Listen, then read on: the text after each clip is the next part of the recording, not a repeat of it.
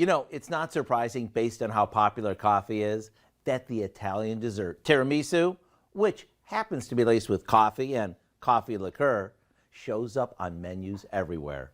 Although it looks like it would be difficult to make, truth be told, it doesn't have to be. Today, we're sharing a version that's easy and dreamy. We start by combining a generous amount of mascarpone cheese with sugar. We beat it well before folding in half of our whipped heavy cream. This is going to be our filling. At this point, we line the bottom of an 8-inch square baking dish with ladyfingers. I like using the soft ones, which are sponge-like.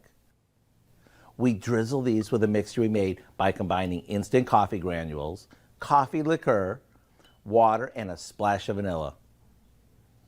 Next, we add a layer of the filling and repeat everything one more time.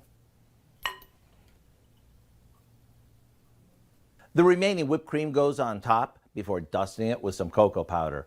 That's what gives our tiramisu its signature look. Once it's chilled, it's ready to serve. Talk about a showstopper. To get the recipe for our creamy, dreamy tiramisu, simply visit our website. I'm Howard with Kelly in the Mr. Food Test Kitchen, where today we found Dreamy. coffee lover's way for you to say, ooh, it's so good. There's a link to today's recipe on valleynewslive.com. Just click on the Mr. Food button.